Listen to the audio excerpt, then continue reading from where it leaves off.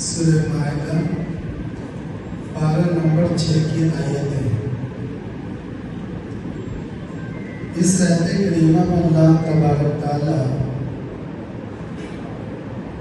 وضو کے فرائض کو ذکر فرماتے ہیں کہ وضو میں کتنی چیزیں فرض ہیں، اسی طرح وضو کے اندر کتنی فرض ہے اور غسل میں کتنے فرائض ہیں، ان کو خاص طور پر سمجھنے کی ضرورت ہے۔ اگر وضو کے فرائض کو نہیں سمجھے صحیح تب نماز نہیں ہوتی، اور اگر غسل کے فرائض معلوم نہیں ہے کہ غسل میں کیا کیا فرض ہے، اس کا طریقہ کیا ہے، تو غسل نہیں ہوتا ہے، انسان پاک نہیں ہوتا ہے۔ پھر یہ ہے کہ غسل کن چیزوں سے فرض ہوتا ہے۔ ایک تو یہ کہ غسل میں فرائض کتنے ہیں، اور دوسری بات ہے کہ غسل کن چیزوں سے فرض ہوتا ہے۔ تو پہلی بات جو اللہ تبارک تعالیٰ نے قرآن مجید کی آیت میں ذکر فرمایا، یہ وضو کے 4 فرائض ہے، پرسوں فجر میں کے تفسیر میں بتلایا گیا۔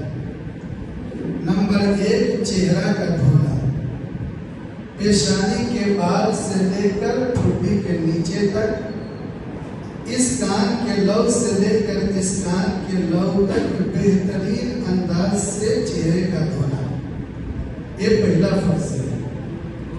اور دوسرا فرض ہے دونوں ہاتھوں کو کیدیوں سمیت دھونا، یہ حصہ ہے پورے مکمل طور پر دونوں ہاتھ دھل جائیں۔ اگر یعنی لاچی وغیرہ کے جو آستین ہیں اور اس کے اوپر چپکے ہوئے ہیں، اس انداز سے دھوئے کہ کیونیاں یا اس کے اوپر تک اگر ہاتھ نہیں دھویا گیا ہے تو اس صورت میں اس کا وضو نہیں ہوتا ہے۔ اس لیے کیونی کے اوپر تک مکمل طور پر اس کو اچھے انداز سے دھونا ہے، یہ دوسرا فرض ہے۔ اور تیسرا فرض ہے سر کا مسح کرنا، 4 انگلی کے برابر سر پر مسح کرنا فرض ہے، اور پورے سر پر مسح کرنا یہ سنت ہے۔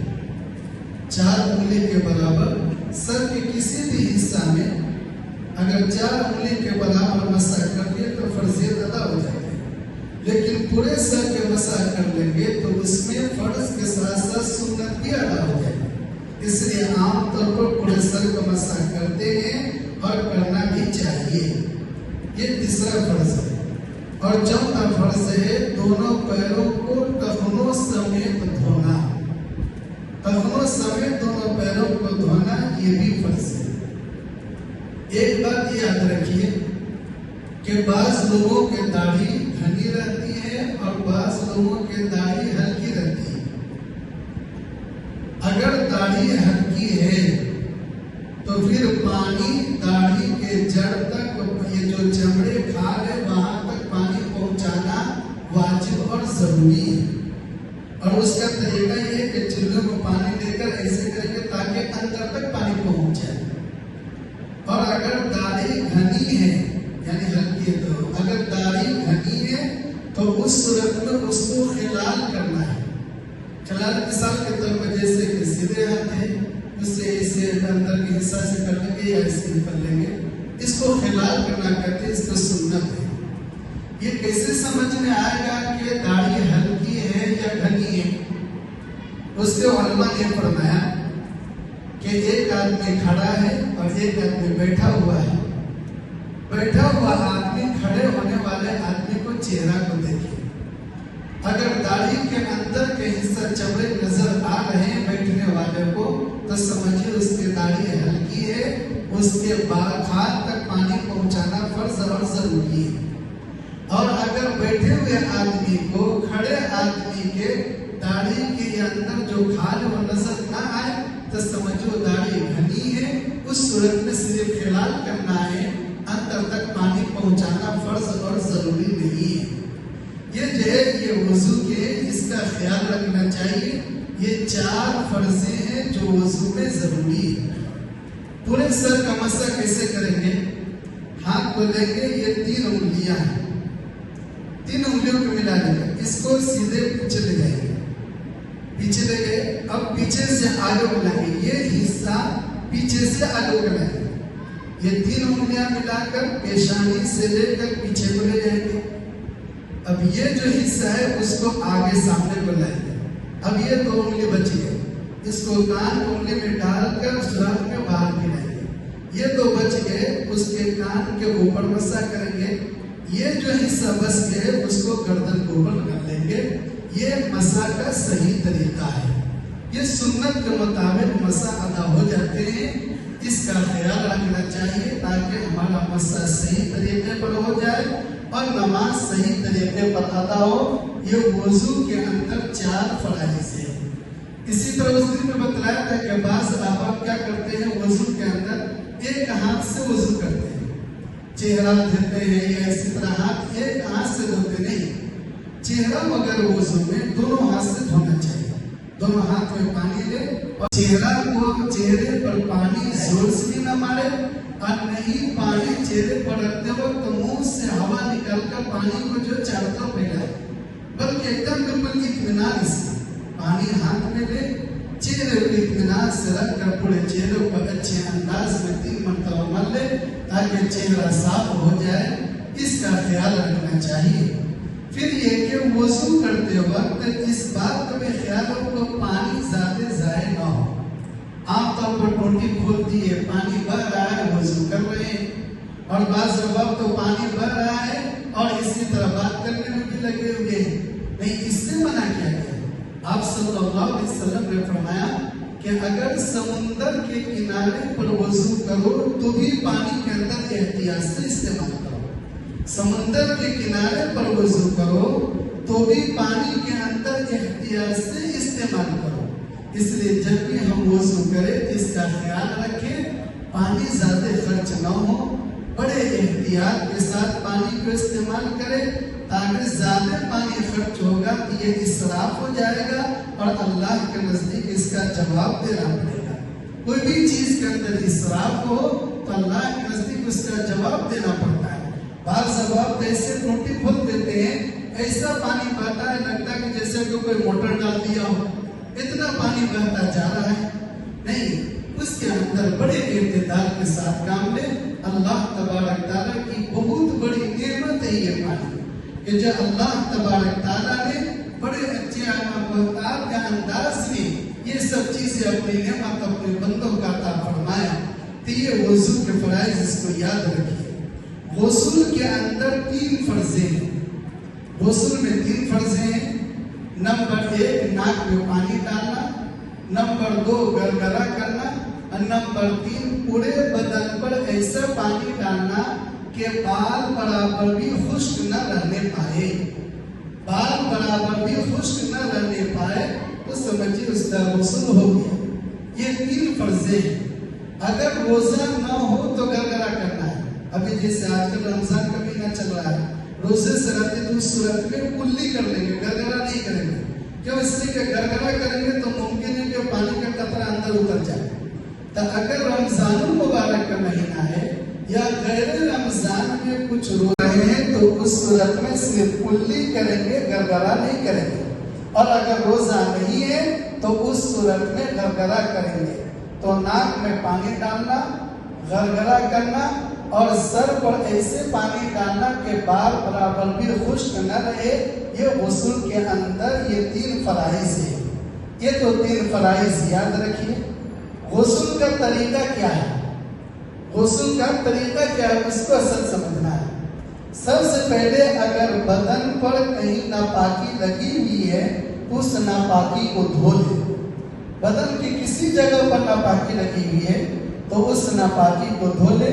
اور اگر شادی شدہ ہے تو غسل سے پہلے ضرورت سے بھی فارغ ہو جائے تاکہ اگر کوئی ناپاک کی چیز پیشاب کے راستے میں ہو تو وہ باہر نکل جائے۔ پھر اس کے بعد ناپاکی کی جگہ کو جہاں پر ناپاکی لگی ہوئی ہے اس کو اچھی طرح سے دھو لے۔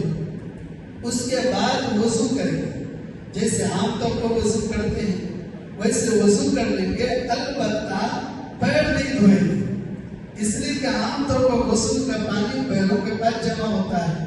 اس لیے جب غسل سے فارغ ہو جائیں گے تب لاسٹ میں غسل خانے سے نکلتے وقت پیر دھو لیں گے.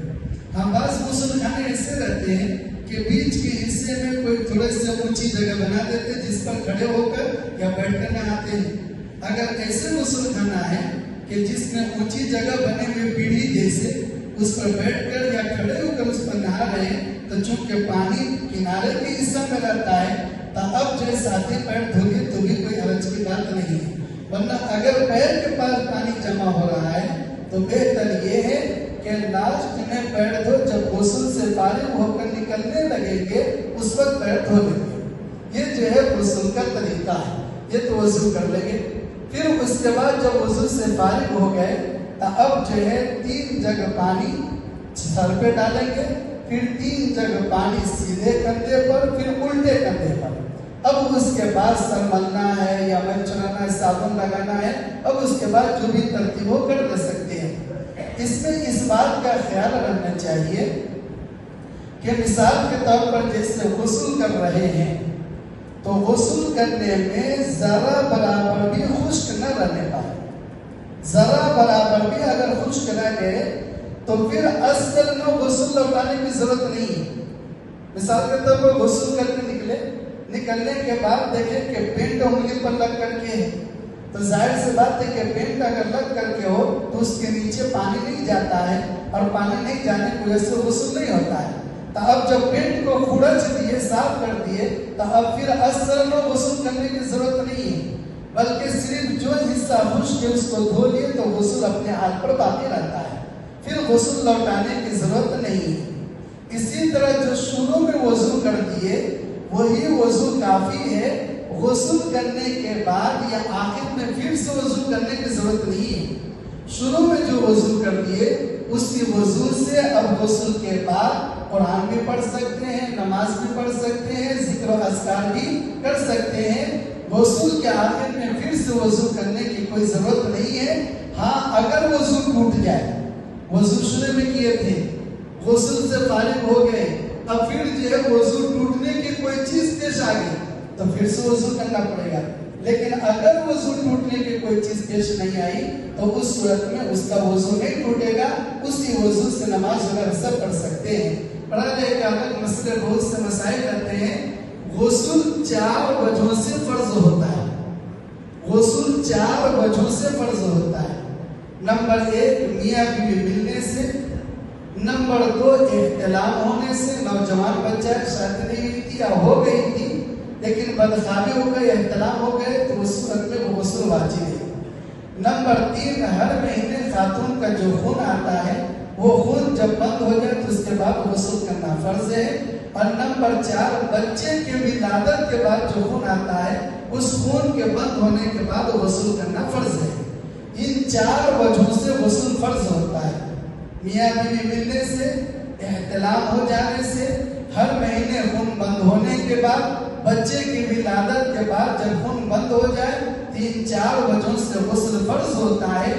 اس کے علاوہ جو بھی چیز بدن پر ناپاکی لگ جائے تو جہاں پر ناپاکی لگے اس کا دھونا فرض ہے, غسل کرنا فرض نہیں ہے.